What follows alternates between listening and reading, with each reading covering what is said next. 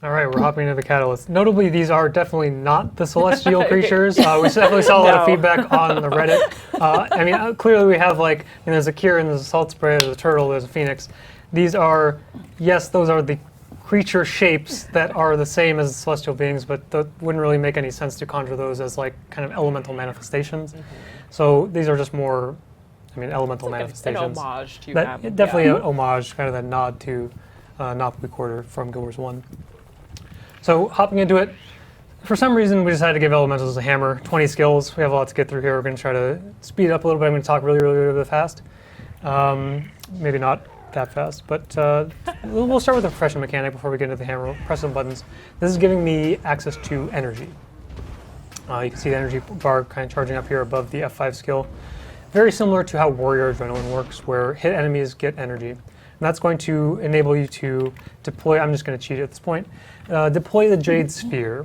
And what this is going to create essentially what is a spell area on the ground. That the primary goal here is that it's going to be, see I'm building up Might, this is a fire field. If I cast it on an enemy, this is actually also going to do a little bit of damage. In competitive modes, this damage pulse is very, very low. It's actually using the 0.01 multiplier because the primary value of the skill is the boons, it is the combo field, but that was not quite up to what we really needed it to be in PvE, so we put a damage pulse on there and just put it really, really low to make sure that didn't create too much of a problem. So the cool thing of this is that it's going to swap with your element. I'm in Fire Attunement, I summon the Fire Jade Sphere. Swap to Water, now I have the Water Jade Sphere active. This one's giving me Resolution, this is a Water field. Swap to Air, Lightning field, this is giving me Quickness, very exciting. Finally, once we get into Earth, this is a poison field. There's noticeably no Earth element combo field type. So we talked a little bit internally about, okay, what thematically makes sense. There are a few options. We kind of talked through Earth, we talked through Dark. Smoke fields, I mean, I brought it up and then we're like, no, bad idea, don't give AoE stealth. That got shut down in about 5 seconds, but it was... Please. It was on the table for just a small amount of time and then it just got knocked off. No longer on the table. Went with Poison Field. Poison Field, notably, is a valuable thing to have for the kind of bruiser playstyle that we're going to see with this character, because blast finishing in that is going to be AoE weakness. So honestly, nothing too crazy going on with the Jade Sphere. We're going to have a lot of combos in the Hammer Kit itself that are going to play really well off of those combo fields. You don't actually need a field on the Hammer Kit at all. Let me just make sure we hit all the tooltips for these deploy skills real quick. There's also going to be a little bit of interplay with the utilities once we get there, where using them in particular Jade Sphere areas is going to give you a little bit of a bonus effect. All right, let's get through the hammer skills rapid fire. 20 skills to get through. We previewed a little bit of the kind of the melee gameplay of this character. It's also going to have kind of some mid-range elements in fire and air. We're going to see a lot more melee in water and earth, and then more of a mid-range DPS character in fire air. And that's because when we're thinking about what is the hammer, what space does this exist for in the Elementalist, the very natural kind of understanding of what is a hammer is this slow-moving, deliberate, lumbering melee bruiser character. But for the Elementalist, Dagger exists in a lot of that space already, so we don't just want to stomp over Dagger and say, okay, here's Hammer. Hammer is the new melee bruiser weapon. So we kind of left a few of those elements there as kind of water and earth, and then made a lot more of the aggressive damage components of this as more of a melee or a mid-range character.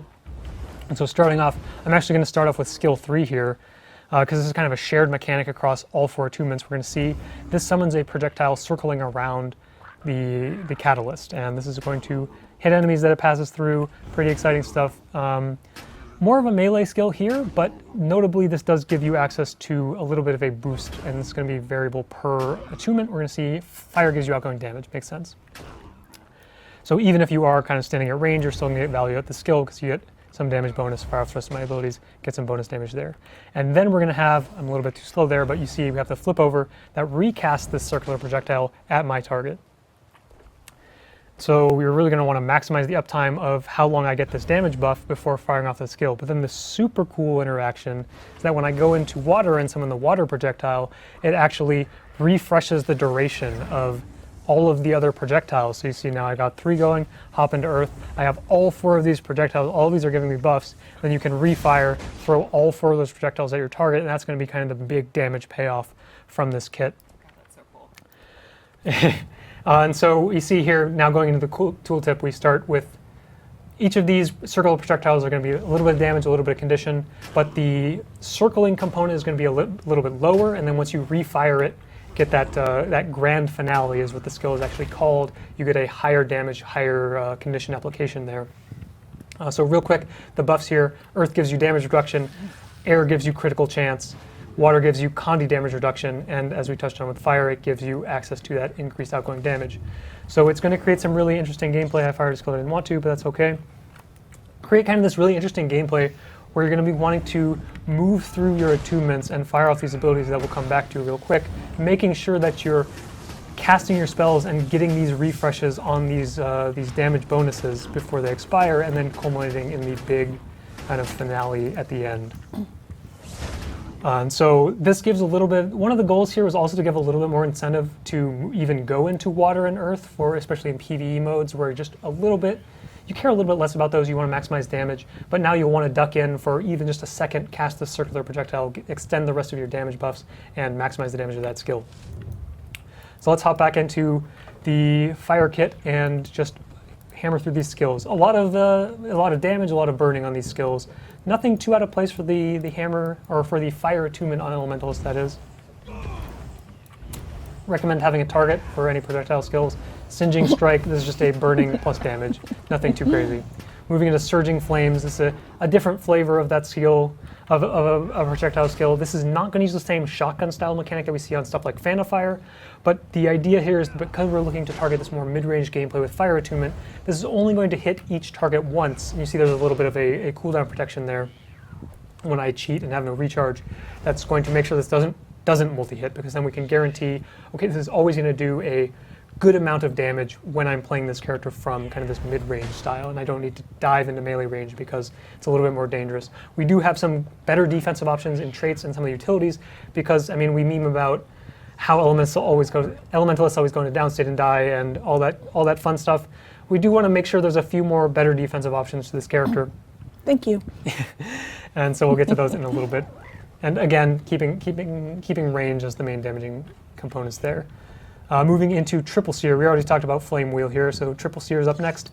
This is kind of a different style of an AoE damage skill. You see it summons actually 3 different spell areas, and each of these has its own kind of unique target cap, and they all have a much lower damage than you'd expect, because the idea is you want to line them up perfectly. Come over to this golem over here, who still has vulnerability from a long time ago. But if you line it up perfectly, all 3 of these hit, so that's going to maximize the damage, maximize the burning.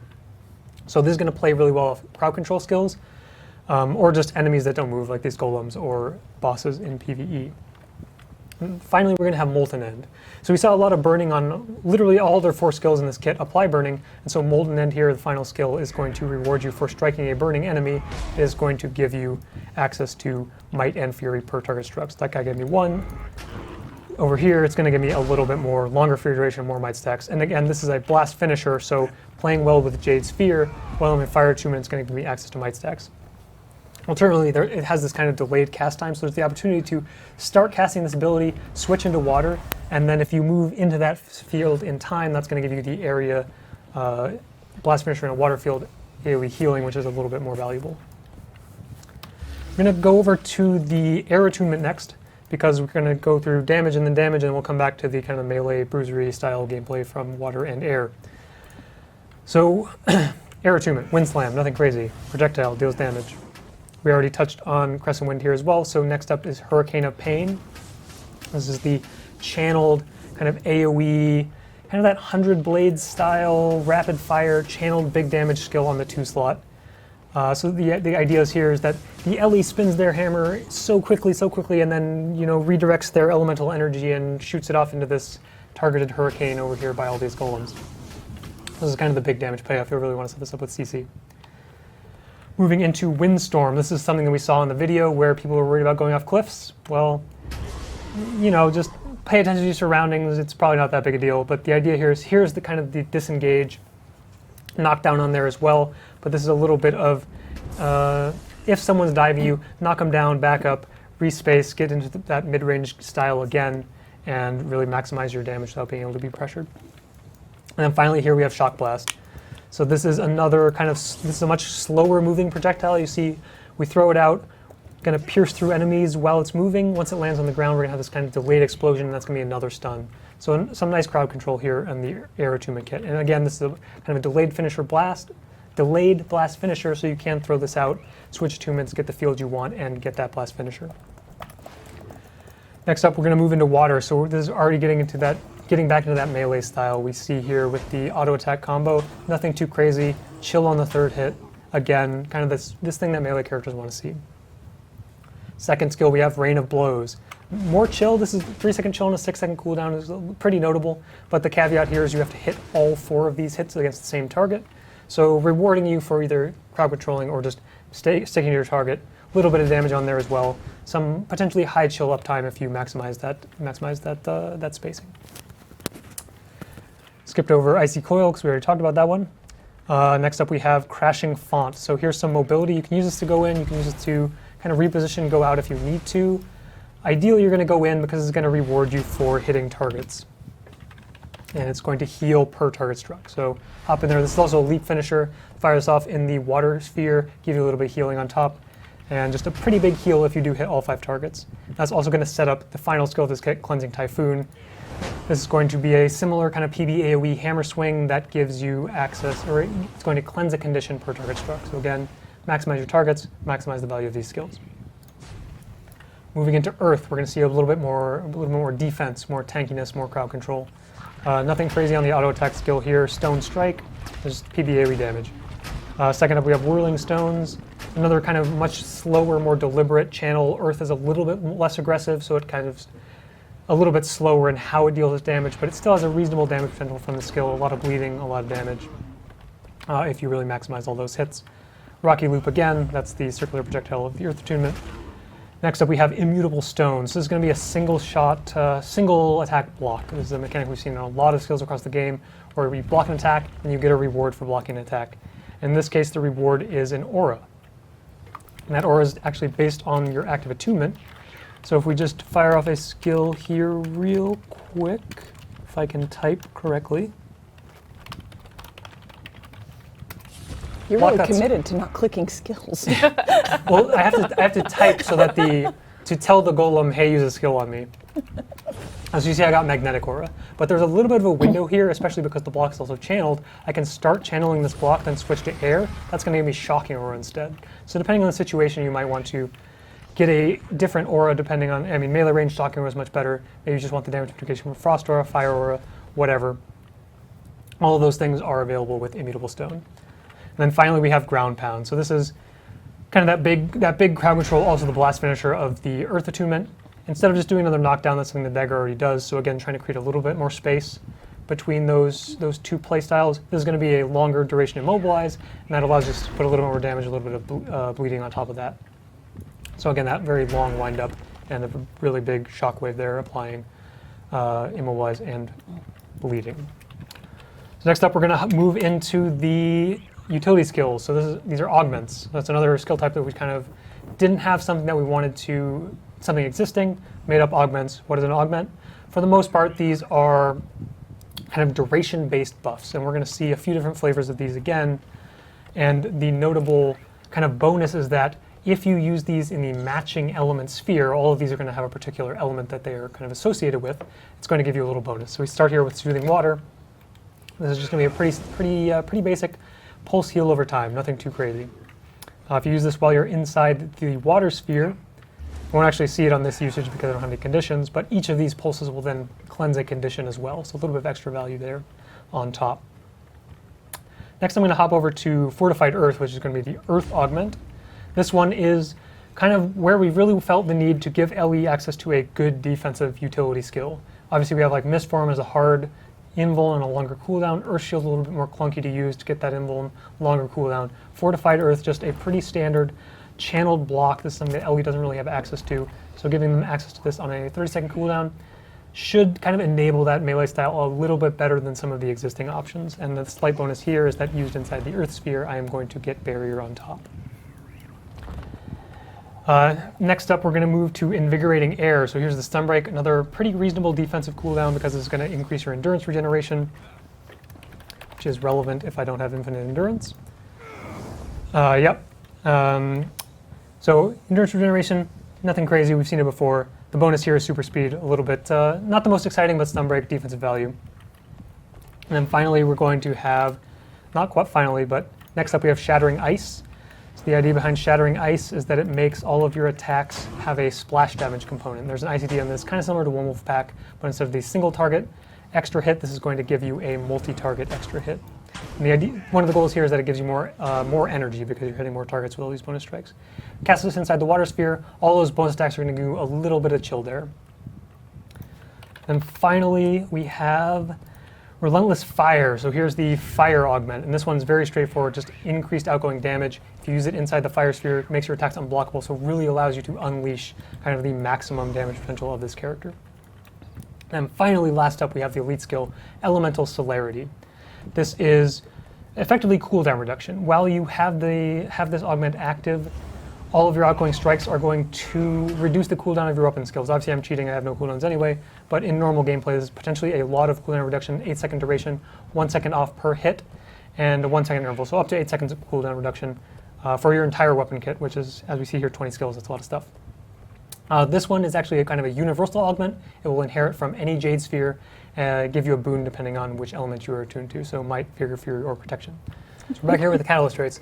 Something I forgot to mention on Vindicator that we'll also see here on the Catalyst. This is not final art for the trait line, or it's maybe Catalyst is just a little bit more abstract in concept, so it's really no, it's just not going to be the final art. We didn't quite get those in for the beta event, but we got some nice colors in there. So turns out we're still working on this game. It's not done. That's one of the values of running beta events, right? Like everything doesn't quite need to be fully ready to go because we still have a lot of time until launch. And so let's just dive into the traits real quick. A couple things we're going to see. Let's just start out with the minor trait, like we've been doing. This trait is called Elemental Empowerment, and also gives you a buff called Elemental Empowerment. So that's pretty sensible, I think. Good naming conventions. And the idea here is that as long as you're in combat, this is going to be giving you... hello. One moment. Here's broken things with all of my cheating. Break everything. Oh no, I died in a fractal. Oh no. Okay, we're fine. Oh no. Okay, broken armor. Outrageous. Anyway, let's get back in here and get in combat, and there we go, we have Elemental Empowerment. So what is this buff? This buff says, let's move this onto the screen. Okay, I was actually in a decent position anyway. Elemental Empowerment, this gives you percentage bonus to all of your stats. So this is not any sort of flat value. This is going to look at what are my stats, and then give you a percentage bonus on top of that. We're going to see more ways to get access to this buff and some additional payoffs in some of the later traits. But so this is like, if I build Berserker, I'm going to get more power, more precision, more ferocity. If I build, say, soldiers, no one builds soldiers, please don't build soldiers, but you'll get more power, toughness, and vitality. And this is, it's going to scale off of your stats. So next up, Elemental Epitome. This is kind of the first touch into rewarding combos, and this is something we wanted to do for this character because we knew that the Jade Sphere is going to create these combo fields. We're going to put a lot of combo features on the hammer kit. Ellie already has a lot of combos as well, whether it's through arcane skills or their other weapons or evasive arcana, all these things. So getting in a combo payoff is kind of a cool mechanic thematic to this character. And the payoff here is that you get an aura based off your current attunement. So this is potentially super powerful because it's a per attunement cooldown. I can get Magnetic Aura in Earth, hop into air, combo again, get Shocking Aura, hop into water, so on and so forth. And also, every time I gain an aura, I'm going to get a stack of Elemental Empowerment. So this is notable that it's when I gain an aura and not when I apply an aura, because this is going to play really well with Tempest, a nice little flavor combo between Elemental and Elite specs. If someone else grants me an aura, I still get the Elemental Empowerment here. We're going to see that interaction a little bit more on some of the other aura traits once we dive into those. And so let's just start off with one of them, Hardened Auras. We're going to see a lot of aura-related traits across the top of the trait line here. We're going to see a lot of Elemental Empowerment traits across the middle, and we're going to see some more boon focus, not quite boon support, but more sphere, Jade Sphere focused traits along the bottom. And so starting off with Hardened Auras, every time I gain an aura, it's going to give me a stacking bonus, or a stacking buff called Hardened Auras. So we'll just demo this super quick, don't need to go too far in there, but see, I get Hardened Auras, and every time you combo, it's going to then refresh that. This is the mechanic we saw with Lethal Tempo back on the Willbender, where every time you get this trigger, it's going to refresh the duration. So as long as you continue getting auras, whether it's from the trait that we just talked about, Elemental Epitome, or from the rest of your kit, or from your allies, this is going to allow you to kind of maximize that damage reduction up to 10%. Pretty decent for the adept trait slot. I'm going to go through all the aura traits first, so switching up my plan a little bit here. Empowering auras is going to be the aura trait of the master tier, which is similar mechanic. Every time I get an aura, I get a stack of this buff. This gives me outgoing damage, power damage and condition damage, so potentially up to 10% per 10% overall for each of those damage types if I'm maintaining my aura stacks. Finally, the Grandmaster is going to be a bit more exciting. This is gain stability when you gain an aura. So probably not super valuable for PvE players, but in competitive modes, you potentially have access to a lot of auras. So this is potentially a lot of stability. Obviously, every time you combo, if you're off cooldown with the Elemental Epitome, you're going to get some stability on top. And that's just going to give you a little bit more of that bruiser melee playstyle that will be enabled by having more stability. So next up, we're going to go into the elemental empowerment traits. So there's going to be a few different ways to stack up elemental empowerment, because we saw here max stacks up to 10 times, 10% all stats, pretty powerful as long as you get up there. Vicious empowerment, the first one here, every time you disable a foe or immobilize a foe, it's going to give you a little bit of might and a little bit of empowerment. So this one's going to play pretty nicely with actually Arcane Power is an interesting, potentially interesting trait slot. If you take Arcane Power and you take the Arcane trait, because you can share Elemental Surge and then apply all of those things are actually sourced from the Elementalist. That Immobilize is going to give you a bunch of stacks of this, really cap you out in a very short burst window. So potentially an option, maybe Arcane Power gets a little bit more use. Moving into Master Tier, we have Evasive Empowerment. So this is every time you evade an attack, you will get some amount of this empowerment buff, and you also get Vigor. So that'll just kind of keep the train going. Dodge attacks well, get Vigor, get Elemental Empowerment, get more stats, everyone's happy. And finally, in the Grandmaster slot, we're going to see the kind of payoff for hitting all of these empowerment stacks. If you are at max stacks, you will have double effectiveness. So instead of 1% per stack, you're going to get 2% per stack. At 10 stacks, you get 20% to all of your stats, which is actually a pretty exorbitant amount. And so to kind of counteract that, it's going to be a little hard to maintain at those high values for a long amount of time, but it's going to create kind of that burst window where you're either super tanky or super offensive and really kind of unleash the maximum potential of the character. Finally, we're going to get into kind of the Jade Sphere, Boony type traits in the bottom line here, with starting with Energized Elements. So every time you swap attunements while you're in combat, you're going to get a little bit of energy. It's also going to give you Fury. So this actually fills an old gap that when we changed Arcane Fury over to Arcane Prowess, you no longer got Fury on attunement swap, but now the Catalyst also has access to that if you so choose, while also giving some energy on top. Moving on, we have Spectacular Sphere. So this is whenever you deploy your Jade Sphere, it's going to just do a point-blank AoE boon application in the area. And the boons are going to be a little bit less powerful than the pulsing boon of the field itself, but we see Might, Fury, Vigor, or Resistance. Depending on what attunement you're in, you're going to give a little bit of initial impact to the deploy of the Jade Sphere. And finally, we're going to have Sphere Specialist in the Grandmaster slots. This is if you really want to lean into potentially, especially quickness, I think is the most valuable thing that you can do. With the Jade Sphere, Sphere Specialist, boons applied by your sphere have increased duration, 50%, very significant number there. Obviously some of the durations here are a bit on the lower side, but look at this quickness pulse has become 2.5 seconds per tick, so you can be able to stack that up pretty high over the course of the Jade Sphere deploy. So this is going to trade off some of the damage from the middle trait here with Empowered Empowerment, just to get more of that boon support if you really want it. It doesn't really have all the tools to be a pure boon support, but a lot of quickness potential with Sphere Specialist. That's also going to empower the boons from Spectacular Sphere as well. It's a little bit more of a boon gameplay style option for the Catalyst there. So a few different things you can do, more of that potentially ranged glassy build, or that more melee bruiser, or maybe a little bit more of the boon side of things. A lot of opportunity. Elementalist as a whole, always a pretty flexible class, so Catalyst doing a lot more of the same. And that's all the traits. We kind of speed ran through all of them. I don't know if anyone has the splits. We'll come back to those, look at those, and we'll run this again next week and try to beat all the times.